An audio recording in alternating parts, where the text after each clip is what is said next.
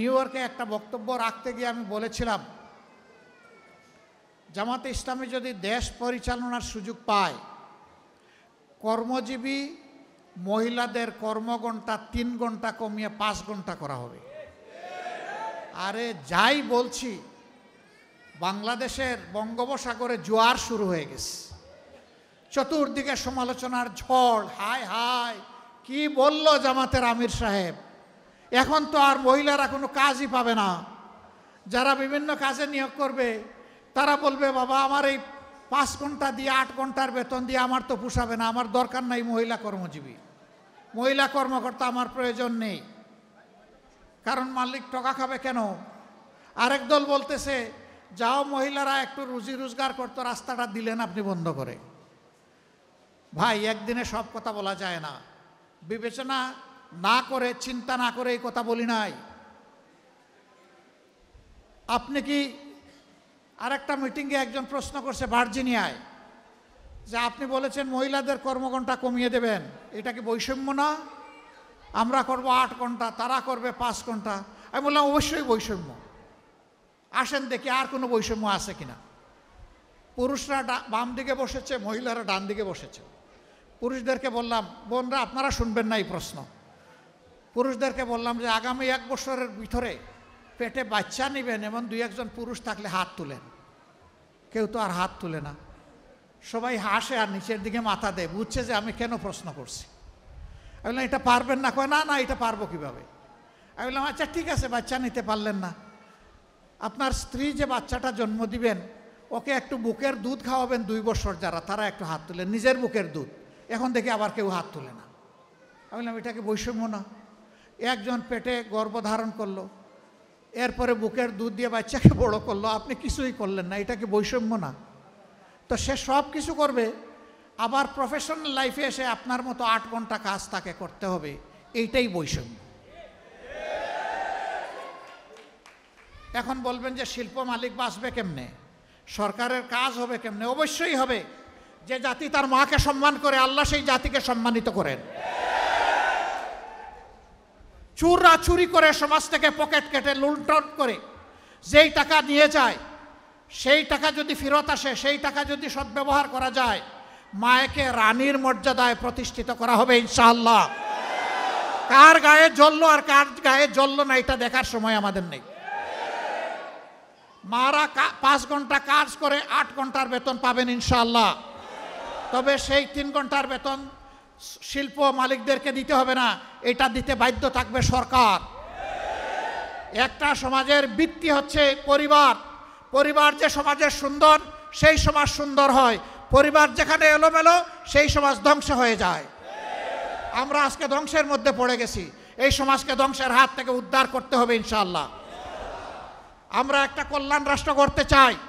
সরকার সবার কাছ থেকে ট্যাক্স নেয়, সরকারের দায়িত্ব হলো সমাজের চাকা চালু রাখা। সরকারের দায়িত্ব হচ্ছে ওই সমস্ত মাদের বাকি 3 ঘন্টার বেতন পরিশোধ করা। কল্যাণ রাষ্ট্র যেদিন কায়েম হবে ইনশাআল্লাহ পর্যায়ক্রমে এই দেশ সেই জায়গায় গিয়ে উপনীত হবে। প্রথম দিনই হবে না, নিশ্চয়ই একথা জনগণ বুঝে। জনগণের ধৈর্য এবং সহযোগিতা আমাদের লাগবে। জনগণের যদি আন্তরিক সহযোগিতা এবং ধৈর্য পায় ইনশাআল্লাহ তা হবে। বলবেন ঠিক আছে বেতন না হয়ে দিলেন, 3 ঘন্টা যে খালি হয়ে গেল সেই কাজের গ্যাপ কিভাবে পূরণ হবে? দুনিয়ার বহু দেশে পার্ট টাইম সরকারি জব আছে। অনেক মহিলা 8 ঘন্টা সময় দিতে পারবে না, বাসার বাইরে তার বাচ্চা আছে, সংসার আছে, এই জন্য জব ছেড়ে দেয়। তারা যখন দেখবে 3 ঘন্টারও আমার একটা সুযোগ আছে, বলবে ঠিক আছে সেই 3 ঘন্টা আমি আমার প্রয়োজন পূরণ করে আসি। এখানে জব আরও বেড়ে যাবে, একজনের সাথে আরও 1/2 জন যুগ হয়ে যাবে। সুতরাং আগে যদি 100 জন জব পেয়ে তাকে এখন 150 জন পাবে ইনশাআল্লাহ। এইভাবে জবের সংখ্যা বেড়ে যাবে। কিন্তু আমরা কোনো মাকে কাজ করতে বাধ্য করব না। যার প্রয়োজন আছে, যোগ্যতা আছে, কাজ তার হাতে সম্মানের সাথে তুলে দেব। তার নিরাপত্তা কর্মক্ষেত্রে বিধান করা হবে ইনশাআল্লাহ। সম্মানিত ভাইয়েরা, এরপরে যদি কোনো শিল্প, কোনো ইন্ডাস্ট্রি মহিলাদেরকে কাজে নিতে না চায়, সরকার নীতিমালা করে দেবে। যে এতটুকু নিতে হবে।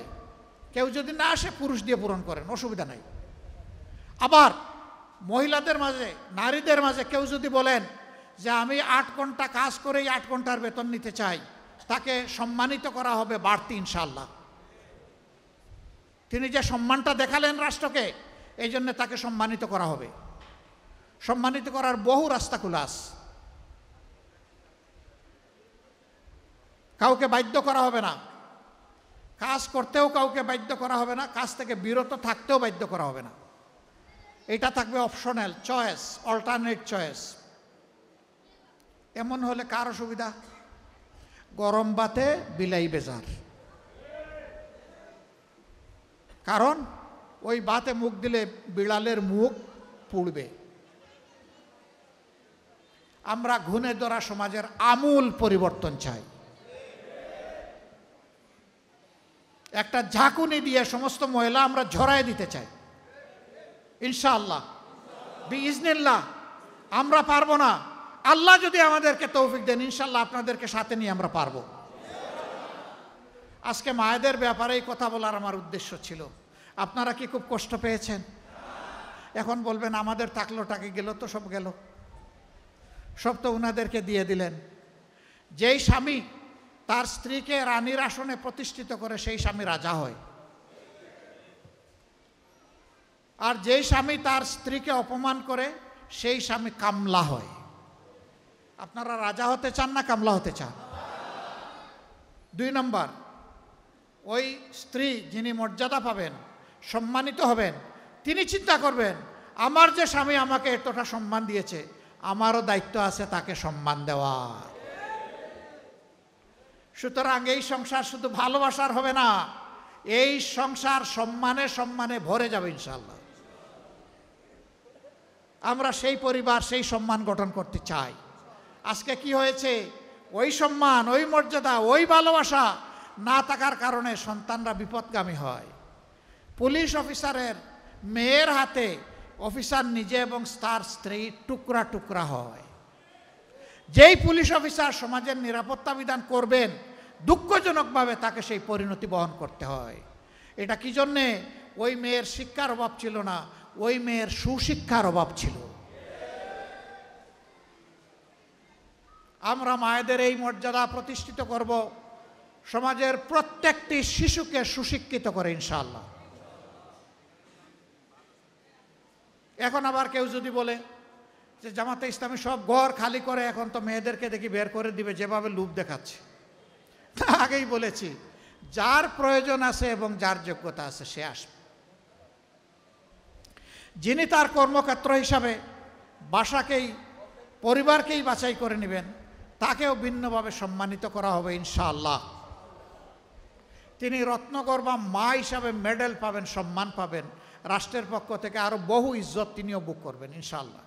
এ রাষ্ট্রে কেউ বঞ্চিত হবে না, সবাই এই রাষ্ট্রের নাগরিক হিসাবে পরিচয় দিয়ে সম্মানিত বোধ করবে, আনন্দিত হবে ইনশাআল্লাহ, গর্বিত হবে ইনশাআল্লাহ। মাথা ছোট হবে না, ঠোঁট শুকায় যাবে না, দুনিয়ার কারো সামনে মাথা নত হবে না। সেই জাতিটা আমরা বিল্ড আপ করতে চাই। যুবকরা যারা বিয়ে করেন নাই একটু হাত তোলেন তো দেখি। যাদের বিয়ে বাকি হাত তুলেন। আর এটা লজ্জার ব্যাপার নাকি? তুলেন, হাত তুলেন, দায়িত্ব আছে না আমাদের? গোটাগালি করা লাগবে না, হাত তুলেন। আলহামদুলিল্লাহ, বিপুল হাত উঠেছে চতুর্দিকে। এখন থেকে নিয়ত করো, ঘরে রানী তুলে আনবা, কামলা তুলে আনবা না। যাকে আনবা তাকে রানীর মর্যাদা দিবা, তাকে গোলাপের মর্যাদা দিবা।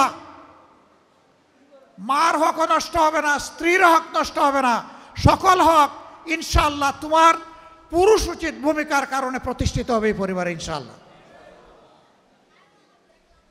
যুবক বন্ধুগণ, শুধু পরিবার দেখলে হবে না, তোমাদেরকে দেশও দেখতে হবে। কারণ দুনিয়ার যত দেশ বদলেছে যুবকদের কারণে বদলেছে। এই দেশও গত বছর পরিবর্তন পেয়েছে যুবকদের হাতে। অভিনন্দন, তোমাদেরকে অভিনন্দন। কাজ শেষ হয়নি রে, তোমাদের কাজ শেষ হয়নি, কাজ বাকি রয়ে গেছে। সমাজের আবর্জনা এখনো আছে, সেই আবর্জনা পরিষ্কার করার বিরুদ্ধে আমাদের যুদ্ধ। এই যুদ্ধ করতে যুবকরা রাজি ইনশাআল্লাহ। যে যুবকরা হাত তুললো, মুরব্বীরা দায়িত্ব পালন করবেন, তাদেরকে উপযুক্ত পাত্রে তাদের হাতে তুলে দেওয়ার ব্যবস্থা করবেন ইনশাআল্লাহ। আমাদের যুবকরা চরিত্রবান হয়ে গড়ে উঠুক, আমরা এটা চাই। ডান বাম না চাক, দৌড়াদৌড়ি না করুক, সিরাতুল মুস্তাকিমে চলুক।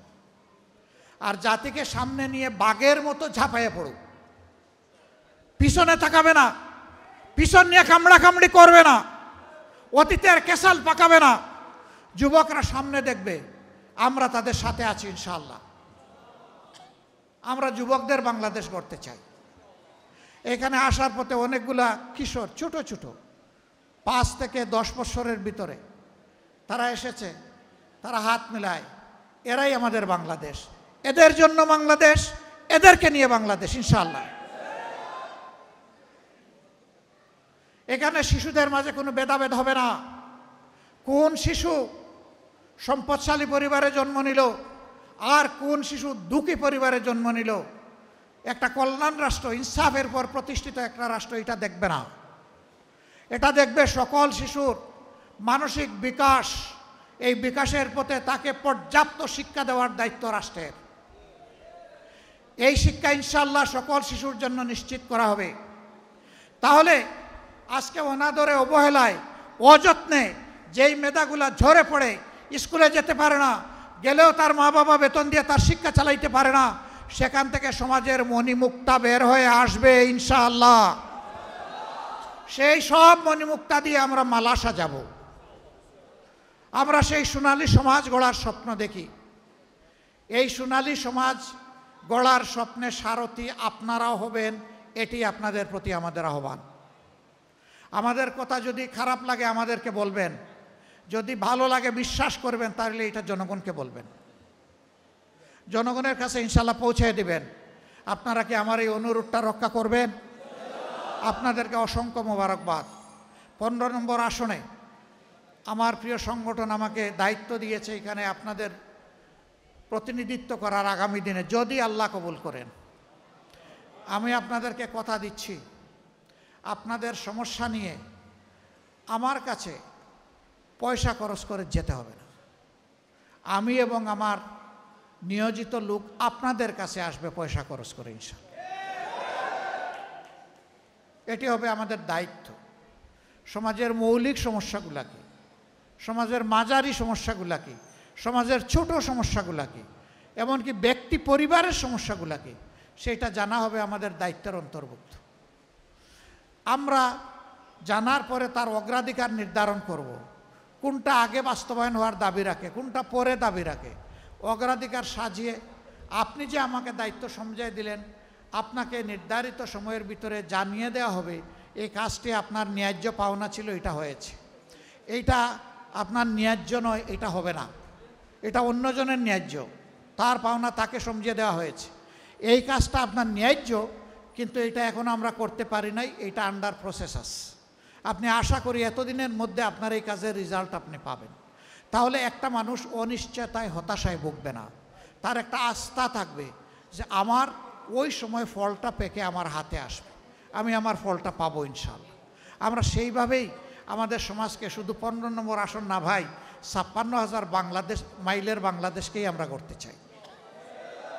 একা একটা আসন কি আলাদা হয়ে যাবে? সারা বাংলাদেশ যেমন হবে 15 নম্বর তেমন হবে।